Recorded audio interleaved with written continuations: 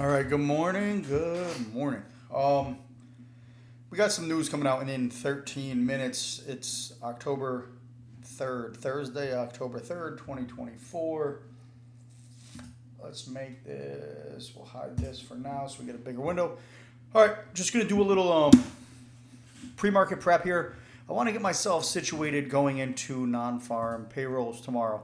I want to get some of these levels, see what I'm watching, go from the daily, break it all the way down into my tick charts, see where the liquidity is sitting on bookmap, and then go from there. All right, so I think I have two daily charts that I've been charting stuff on. We're going to pull both of them up just to kind of see what we got going on here. I don't have my old charts, which had the older cost basis.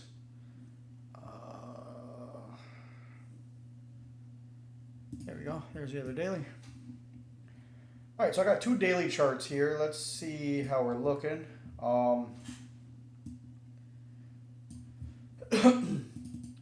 So this one, this was the trap move. We had a strong move down, shallow pullback, lower low. Pull back above, came down into the cost basis, and then we made a move up. Bull trap seller stop losses are above this circle right here, and that's what we ran, right? Kind of technical level, we ran up there. Where did we test? The previous breakdown level here. That's the previous breakdown level that we came up to retest. And where did we battle out? We battled it out here for a little bit because we broke below. Then the next day we tried to bring break back above, failed, and we came back down into the rollover range. I was expecting this rollover range to get tested. I am expecting further retracements into the rollover range. If you figure this December contract, the majority of the open interest during the rollover week occurred in this area here, this gray area in between, right here. But it's this range, right? We broke out of it, retested, made our first move down, came back, retested here. So you can kind of see here on the daily chart. Look at these wicks. These wicks are getting a little bit higher, right? Are we going to form some sort of a trend line up? Are we going to be coming down, testing sellers? Trying to break through and they can't do it, and then we move higher. This is what I look for. A couple things. This is a tricky situation. We have non-farm payroll coming up. If we, and I don't want to talk about this like it's like non-farm is not coming, right? If non-farm wasn't coming, I would have specific setups I'd be looking for. I'd be looking for a, we came down, tested. I would look for, an attempt or two, and then stop out, right? But it would mainly look like this, kind of like a second entry long. We would pull back like that, right? I would look for something like that. But I would look for that, not this high. It would be lower. Specifically, it would be kind of like this, right? Come up here, pull back, just, barely make a new high. It'd be like that, right? That'd be something I'd be looking for here. Something like this, or I would look for the V bottom, right? The V bottom follows by a grind. We would get the V bottom, and then we would grind. And we would grind. And it's that miserable grind, right? Remember I made that video and I would say, when bulls are in charge, they take forever, right? That's kind of what goes through my head. Oh my God, it's draining. When the bulls are grinding, it's draining. But that happens after a V bottom into the grind, right? Then I connect my highs, bring it down to the lows, right? That's how we do it. Connect the highs, bring it down to the lows, And then you look for this area to get tested. Where is the best spot for that area to get tested? Below these swings. Because when price comes down there and we retest, usually gives us a measured move off of this breakout leg, right? Because this is leg number one, and then this grind up is considered the second leg, right? That's how this way of viewing price action works. And then you would copy this one, and you would look up here, right? Notice how it brings you right up to the top of the channel up here. That's how these measured moves work on these V bottom into the grind. And if you break below the swings at this trend line, right? Doesn't have to be exactly at the trend line. Sometimes we break further below and then we rip, right? But what happens is all those sellers thinking we're going to come back down, their stop losses get ran and we continue because we already know we have buyers wanting to grind this higher and the sellers are stepping aside. So that's what I watch for. If we get on the daily chart a V-bottom type situation on maybe a higher time frame, but like I said, we have non-farm payroll coming tomorrow.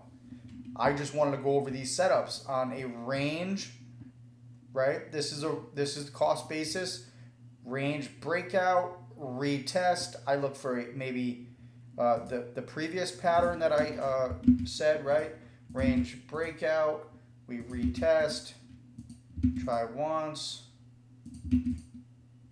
break a little above, try twice, and then continue, right? And this would be the range down here.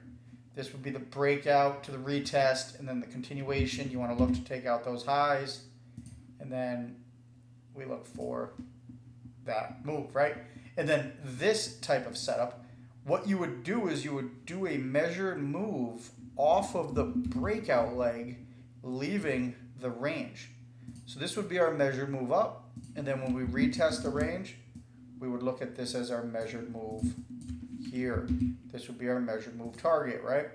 So let's clean this up. I like that. We're going to go over that for bullish targets moving into non-farm payroll. So I do like that. We are going to clean this up. What else we got? This.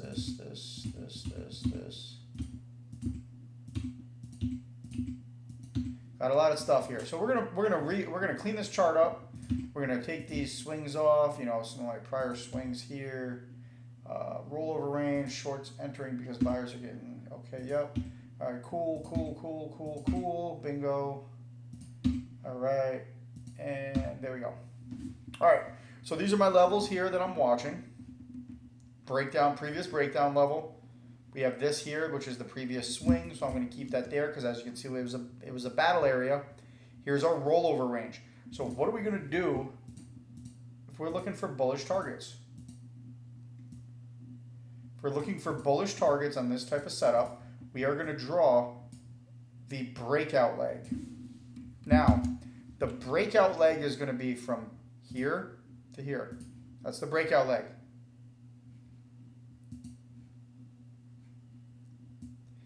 Maybe from here, but we'll go from the bottom of the range. I like the bottom of the range here.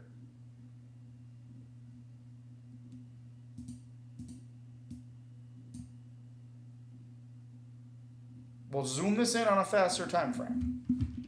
That's what we're going to do to go ahead and maybe look for a measured move target. I'm sorry. I'm tired. That's the breakout leg. Right? The breakout leg. So then we copy and paste this, and that's a potential measured move target. This is potentially our measured move target.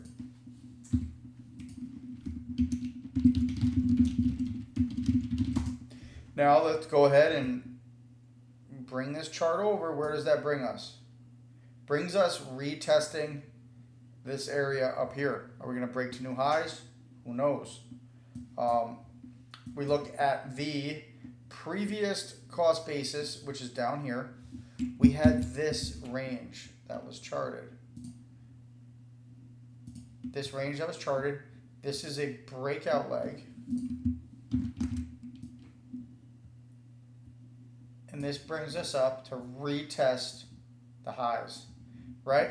So this is going to be two measured move targets we have up here, right? We have this one as well. Those are levels that I'm watching. Going into, on a bullish thesis. This measured move target is not set in stone because we can pull back further. We can keep going down. It is what it is. We also broke above this swing here, which means it's another trap. It's a trap area, right? You always expect buyers to try to break above these swings to continue, and this time they failed. They retested the overall July high breakdown area, and then we continued, right? So where I'm looking at right now, those are some bullish targets we have moving forward on the daily. I'm going to clean this up though, because I don't want to think bullish targets. I don't want to think bearish targets. I want to have an open mind because this contract just opened up. This area I want to see rotate. I want to see us rotate all the way back down into 19,646. I want to see us test this midline. I want to see a little bit further lower, right? I want to see this go a little bit lower. This has range rotation written all over it so far, right? Come back down. Maybe see us come back down here. We're going to see what happens. But this kind of has a range rotation written all over it. Let's not get ahead of ourselves. So, but that being said, we know we tested.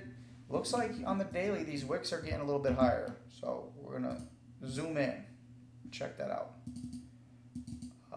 What do we have here on this daily chart? This daily chart, rollover range. These are copy and paste the range, copy and paste the range. Where did we go? We broke above the midline. We battled it out here, came back down. So you can see the midline is acting as some sort of resistance and support after it breaks. And then this is a battle area, and we didn't continue, right? Same here. This is acting as support, previous resistance, support, kind of the whole situation. Support, resistance, just based off of a cost basis theory and equidistant moves of a range. So there we go on that one.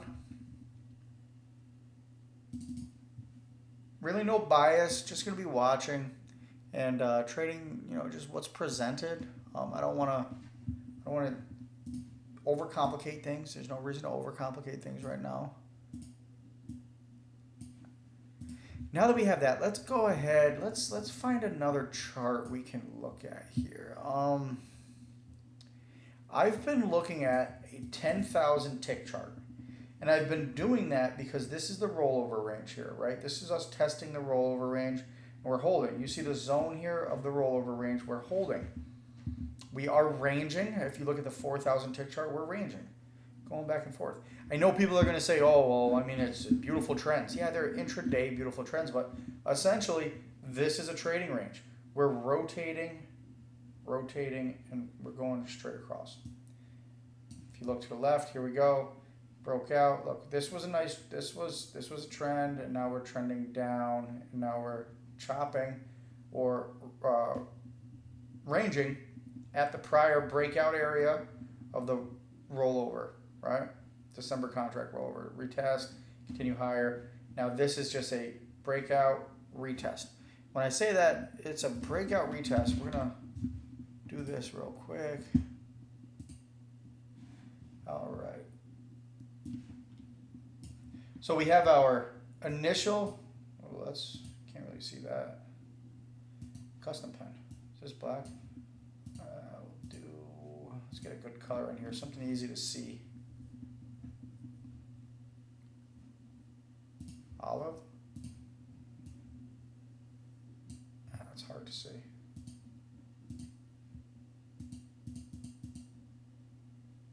Purple. Purple easy to see? There we go. That's a lot better. All right. So rollover range, we have our breakout retest, and then we continue all the way up here, and then now we retrace back down and retest.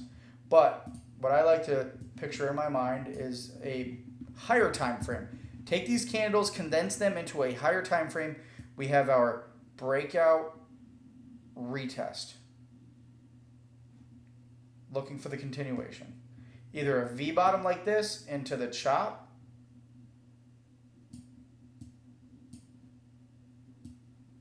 right?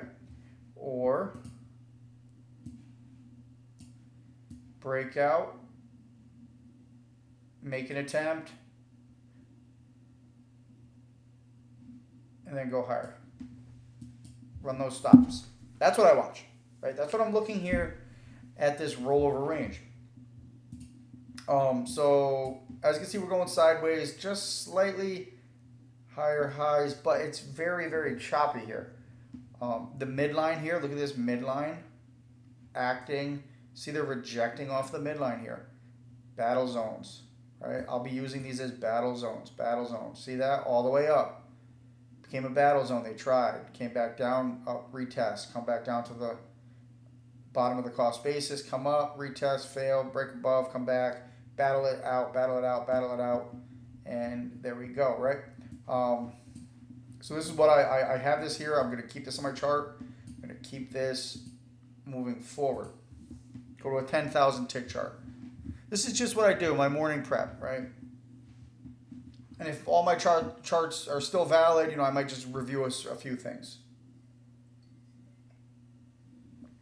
But 10,000 tick chart, let's look at a little bit of a higher time frame, like a bigger picture of this. Let's look at a bigger picture. All right, here we go. That's the bigger picture I wanted to see. September 8th, we came and we started to chop up, break down into a trap, V bottom, right? This is like a V bottom. This is a rip into a grind. Bulls take forever. What did we do? We simply, at that time, could connect the highs, come back down, connect the lows. Bring this over, and we will make the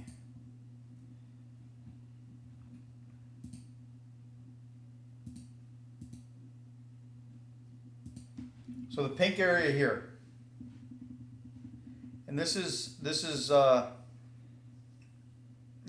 we broke below all these swings. These swings here. Well, not these swings, but these higher lows. On the way up, we broke below, trapped all those sellers thinking we were going to come all the way back down, and then we came up, made a new high. This one right here was the spot. But in typical market fashion, when I say this is the spot, there we go, that looks a little better. Let's take this range here. We're going to copy it. We'll take it off, right? So if you look at this, you have a strong move up, shallow pullback, higher high. Shallow pullback, higher high. This is the spot. Because we had that pullback into the higher high.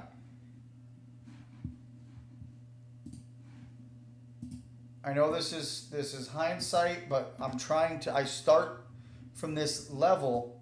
We came up, pull back, higher high.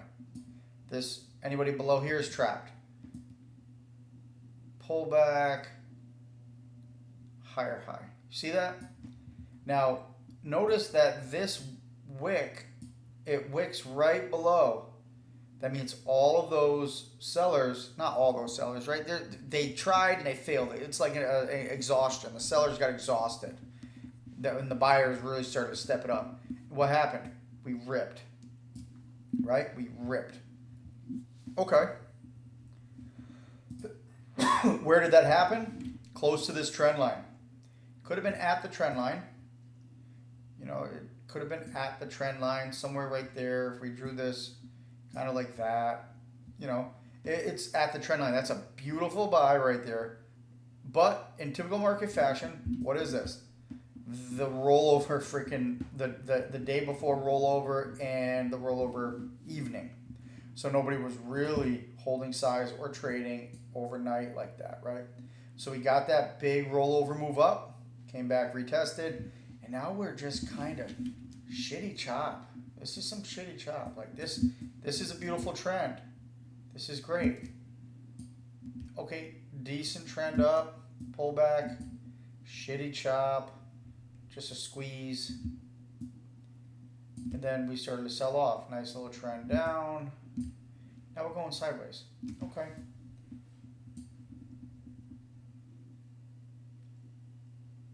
We did break below this swing.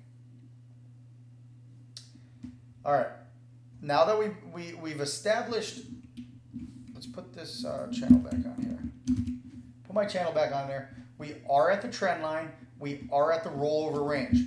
So in a bullish standpoint, I am thinking to myself, we have two levels of support here. We have support, support. We have diagonal and horizontal support, right? So this area, we're expecting a lot of buyers. Now, this is why I said the other day that this area is going to be key, or not key, but it's a beautiful area to be in because we're going to get a big move out of this area. We're going to get a big move out of this area. Unfortunately, typical market fashion, what's coming? Non-farm payroll. So it's probably going to shotgun blast a little above and below, and then maybe it'll be a one-sided move, but most of the time it's not. And then we might kind of come back in. Who knows?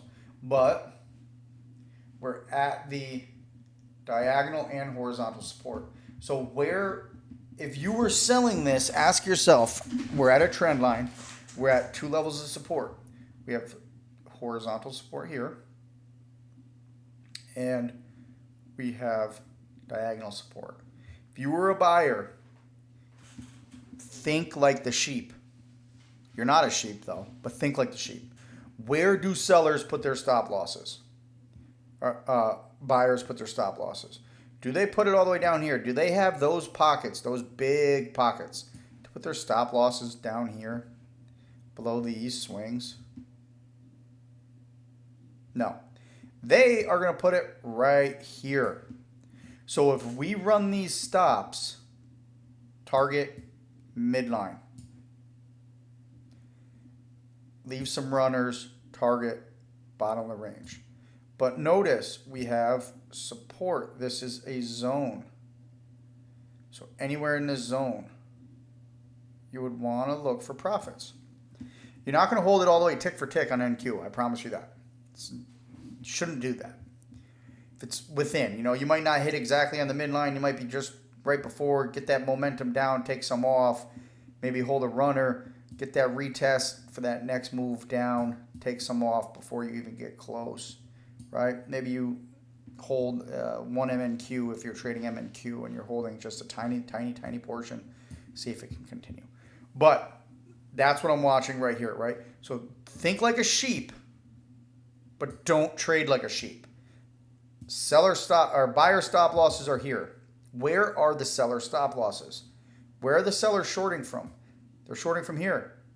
They're shorting from here. They're shorting from here. So the smart sellers are shorting from the highs. Those sellers might have bigger pockets and they can put their stop losses up here.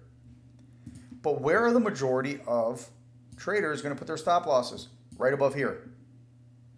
So if we can continue to hold this support, and we can bring our way up, we're looking for a breakout trade, come back for the retest, and then continue.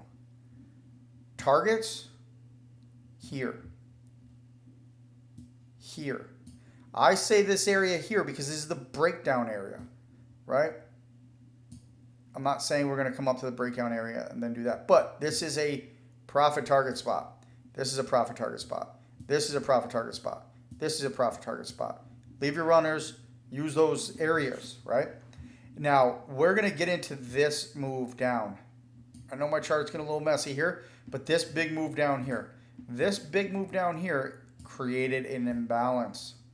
Imbalances love to get filled, right? I will confirm an imbalance. I will try to spot them on higher time frames like this. Strong move. Now I'm going to go to the 5-minute time frame and see where the imbalance is, and I'm going to chart it on there because I'm looking for non-farm to maybe go 50% up, maybe reject, and maybe we're going to continue and get the rest of that imbalance filled. Also, what is this? This is an imbalance, right? Looks like an imbalance. Strong move up. Boom. So we're going to look at that on the 5-minute time frame and see if we can confirm it. So now that we know that we have up here, we have seller stop losses, buyer stop losses. Eventually the range is going to break. If it breaks to one side and you don't get the continuation, you fade it back. It's a breakout style trade. All right, so that's our 10,000 tick and our 4,000 tick that we went over. We're going to go over the 5-minute chart, and we're going to chart that imbalance. Let's see. I had some things on here I was just kind of playing around with. All right. Started to form a broadening wedge, and then we didn't continue it, right? I'm going to take this off because I'm no longer using this. But this is that strong move down I was talking about. So when I look for an imbalance, I look for strong moves with no price action. Strong moves with no price action.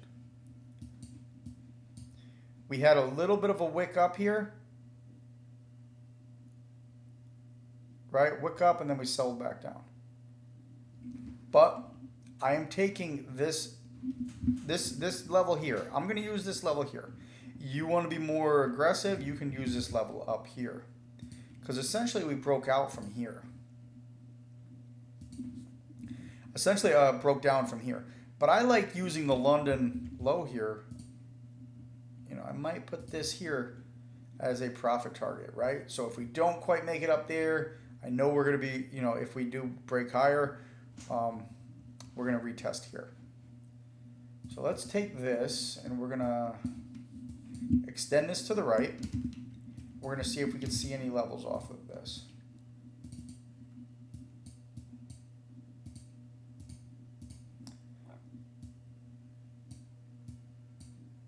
All right, we came back into it. We tried, failed.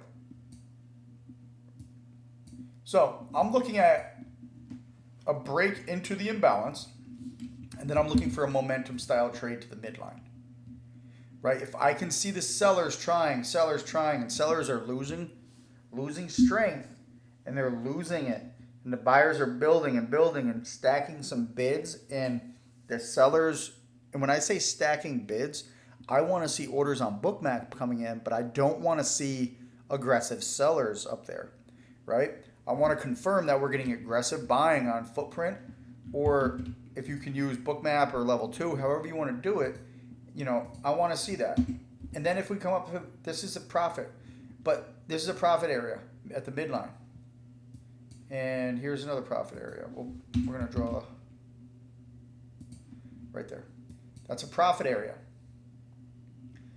Sometimes these imbalances, especially when we have an economic data release like non-farm payroll coming up, sometimes when we break into them, non-farm will hit and reject. Or they'll hit and reject. Not saying we're going to go all the way up there on non-farm. Who knows how high we go or how low we go. But if we do break inside of this imbalance, they love to fill the whole imbalance quickly.